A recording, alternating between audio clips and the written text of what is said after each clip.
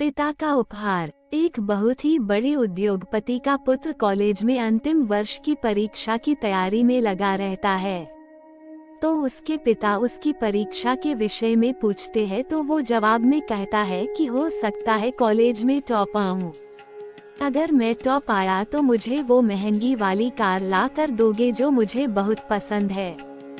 तो पिता खुश होकर कहते हैं क्यों नहीं, अवश्य ला दूंगा। ये तो उनके लिए आसान था। उनके पास पैसों की कोई कमी नहीं थी। जब पुत्र ने सुना तो वो 2 गुने उत्साह से पढ़ाई में लग गया। रोज कॉलेज आते जाते वो शोरूम में रखी कार को निहारता और मन ही मन कल्पना करता कि वह अपनी मनपसंद कार चला रहा है। दिन बीतते गए और परीक्षा खत्म हुई। परिणाम आया, वो कॉलेज में टॉप आया। उसने कॉलेज से ही पिता को फोन लगाकर बताया कि वे उसका इनाम कार तैयार रखे, मैं घर आ रहा हूँ। घर आते आते वो विचारों में गाड़ी को घर के आंगन में खड़ा देख रहा था। जैसे ही घर पहुंचा उसे वहाँ कोई कार नहीं दिखी। वो बुझे मन से पिता के कमरे में गया। उसे देखते ही पिता ने गले लगाकर बधाई दी और उसके हाथ में कागज में लिपटी एक वस्तु थमाई और कहा, लो ये तुम्हारा गिफ्ट।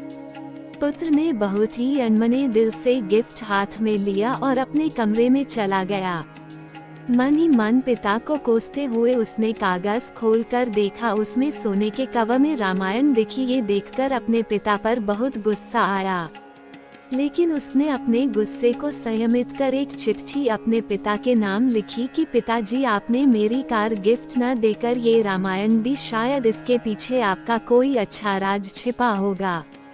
लेकिन मैं ये घर छोड़कर जा रहा हूँ और तब तक वापस नहीं आऊंगा जब तक मैं बहुत पैसा ना कमा लूँ। और चिट्ठी रामायण के साथ पिता के कमरे में रखकर घर छोड़कर चला गया। समय बीतता गया। पुत्र होशियार था, होनहार था, जल्दी ही बहुत धनवान बन गया। शादी की और शान से अपना जीवन जीने लगा। कभी कभी उसे अपने पिता की याद आ जाती तो उसकी चाहत पर पिता से गिफ्ट ना पाने की खीज हावी हो जाती।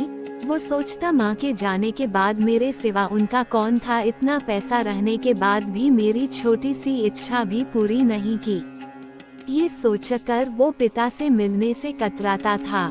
एक दिन उसे अपने पिता की बहुत याद आने लगी। उसने सोचा, क्या छोटी सी बात को लेकर अपने पिता से नाराज हुआ अच्छा नहीं हुआ। ये सोचकर उसने पिता को फोन लगाया। बहुत दिनों बाद पिता से बात कर रहा हूँ।